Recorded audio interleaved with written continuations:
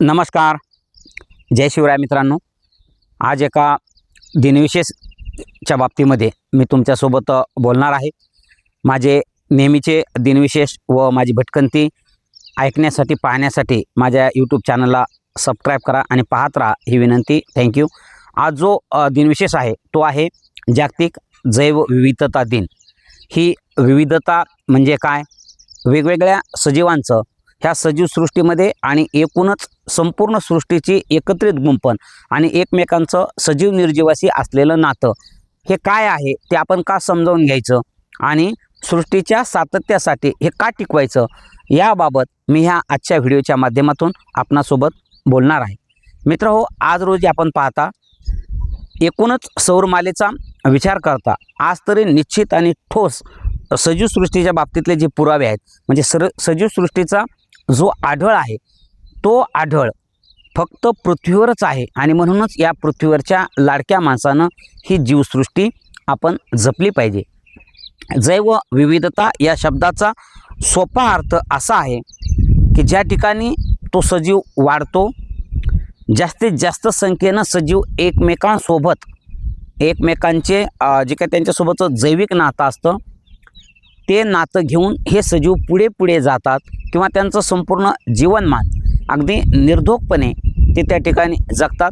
त्याला जैवविविधता म्हणतात. आणि एकाच जातीचे सजीव एकाच ठिकाणी विकसित न होता वेगवेगळ्या प्रकारचे सजीव वेगवेगळ्या जातीचे सजीव त्या ठिकाणी त्यांचा आढळ विपुल प्रमाणामध्ये आढळतो आणि ते एकमेकांना जगण्यासाठी पूरक असतात.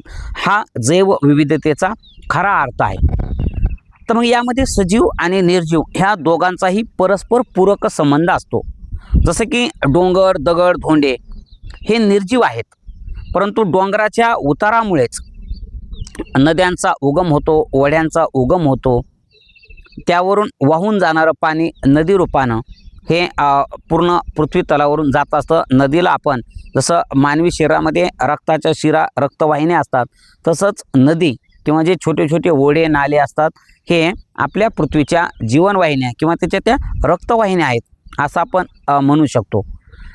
तर हे जे काही दगडगोटे असतात मातीमधले, आता वनस्पती या सजीव असतात पण वनस्पतीला आधार देण्याचं काम किंवा त्यांना उगवण्यासाठी मदत करण्याचं काम माती आणि दगड त्या ठिकाणी करत असतात. म्हणजे इथं सजीव आणि निर्जीवाचा घट्ट संबंध आला.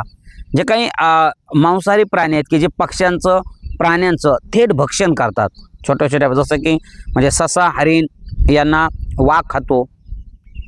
तर हे जे आणि जे छोटे छोटे जे पक्षी असतात हरिण प्राणी, हरिण, ससा वगैरे हे प्राणी काय करतात की थेट वनस्पतींना खातात. म्हणजे गवत वगैरे वनस्पती हा त्यांचा आहार असतो आणि वनस्पतीवर जगणाऱ्या प्राण्यांना मांसाहारी प्राणी खातात. ही एक प्रकारची साखळी असते.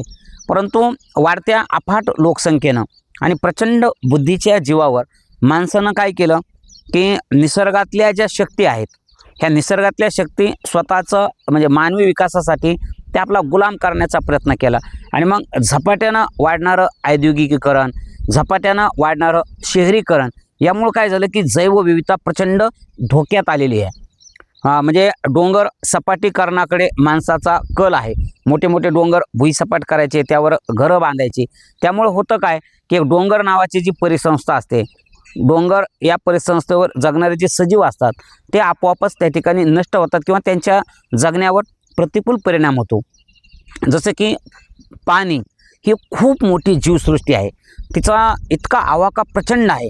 म्हणजे पृथ्वीवर जेवढे सजीव असतात त्याच्या कितीतरी पट एकदम वेगळ्या प्रकारचे जीवजंतू, सूक्ष्मजीव वगैरे पाण्यातले जीव हे त्या ठिकाणी राहत असतात.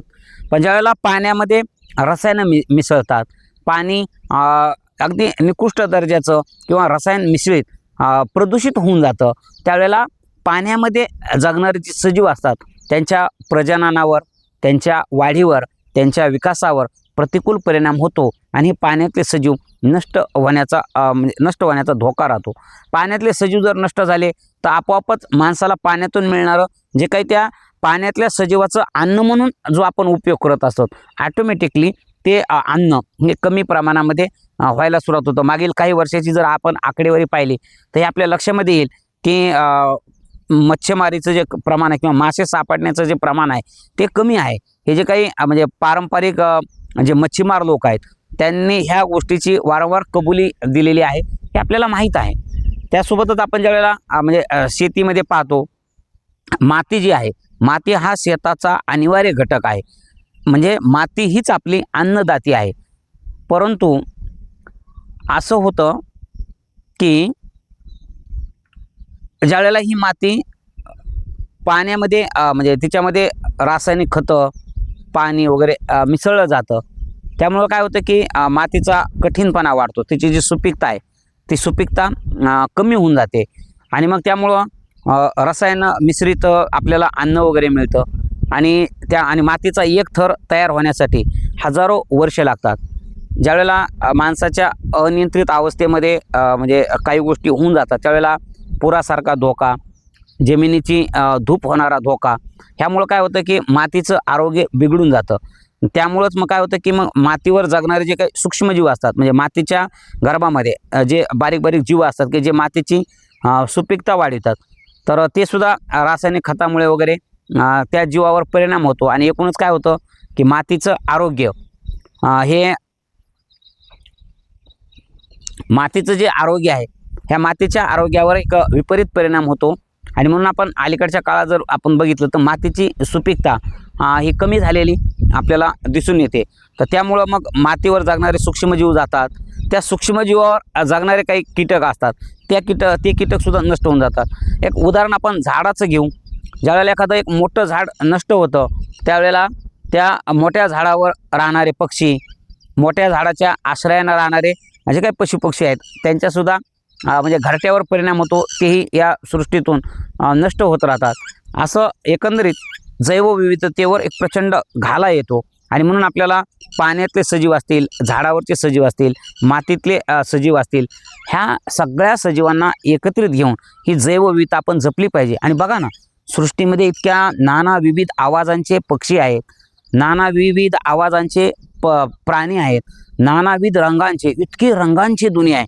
आपण जर फुलपाखरं पाहिल्याने घटकाभर तुम्ही जिथं फुलं फुललेले आहेत, जसं कास पठार असेल किंवा आपल्या गावाच्या नदीकाठी असेल, आपण त्या ठिकाणी जर गेलोत ना, तर त्या भोवताली आपण बघा की तिथं असे नाना विविध रंगांची फुलं आणि त्या फुलावर तितक्याच वेगळ्या प्रकारच्या, वेगवेगळ्या आकाराची, वेगवेगळ्या रंगांची असणारी फुलपाखरं ही आपल्याला त्या ठिकाणी येतात. मधमाशा दिसतात की त्यांच्यामुळं काय होतं की ही जैवसृष्टी म्हणजे तिची विविधता, त्याची विपुलता जपली जाते आणि त्यामुळं सजीव जीवामध्ये एक सातत्य राहतं. आपल्याला जसं अन्न म्हणून आणि निवारा म्हणून हा एक अतिशय महत्त्वाचा घटक आहे, म्हणून जीवसृष्टी आपण जपलीच पाहिजे. जागतिक जैवविविधता दिनाच्या निमित्तानं आपणा सर्वात शुभेच्छा. हे पृथ्वीचं म्हणजे मोल लक्षामध्ये घ्या, जैवविविधतेचं मोल लक्षामध्ये घ्या आणि माणसानं आपल्या हावरटपणाला आवर घालून निसर्गाच्या सानिध्यामध्ये जाऊन निसर्ग वाचविण्यासाठी काम केलं पाहिजे. धन्यवाद.